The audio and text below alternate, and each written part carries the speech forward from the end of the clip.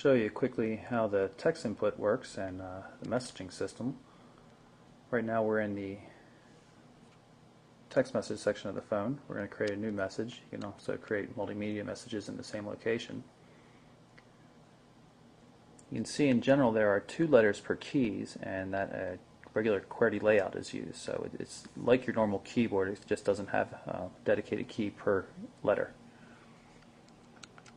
Move here and we'll do some text input. Right now T9 is enabled, so that I only have to press 1 button per letter rather.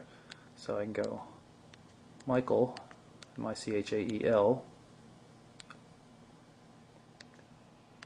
was here.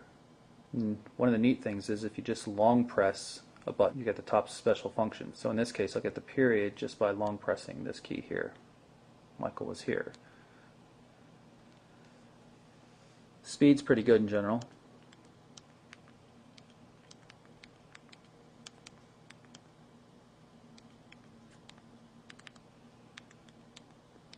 I don't think anybody will have too much in terms of complaints. The hybrid 20-key keypad takes a little while to get used to, but it works pretty well. And when you need to do something like a password, something different, you can change the predictive text mode. I did that by pressing this button and holding it down for a second. You can see it's labeled T9 there. That brings up this menu, at which point I can disable predictive text. And now, so you can see if I press the GH button once, I get a G. If I press it twice, it puts up an H. So that way you can put in tricky passwords and other things like that that the dictionary might not know for T9. You can use the keypad to look up numbers and names for recipients. We're going to look up Doe. Type D-O-E. Select the Doe. And you can see John Doe comes up. And just hit send, and off the message goes. And since this is a Windows Mobile 6.1 device, it supports threaded messaging, so if we just quickly press the shortcut key to bring up messaging, and you look at this message that we sent to John Doe, we can send a follow-up message and it'll show right inside here as if it were an instant message. Here is another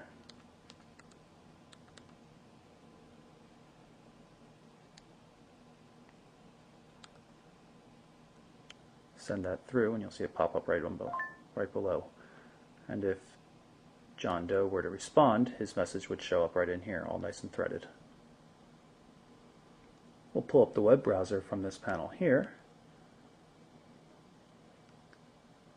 Move down, hit favorites. You can see the list of pre-configured favorites. We added Mobile Burn here, so you can see how this comes up. Now again, this is coming up pretty quickly because it's on a Wi-Fi connection. Everything looks good for a mobile browser, but this is still Pocket IE, so it's not going to handle really complex pages very well at all. It's a story I put up the other day about the Verizon Hub. See, the scroll wheel makes it quite easy to navigate through the entire story. Quite readable. So it works pretty well for mobile formatted sites like this, but it's not going to do well with a regular mobileburn.com site, which are just far too complex for Pocket IE to handle at this point. You can see that the new Shadow also supports MyPhase for T-Mobile. And the calendar appointments are quite nice to move through. You use the D-pad to go back and forth. You can see today's my birthday, actually. Not going to tell you how old, though.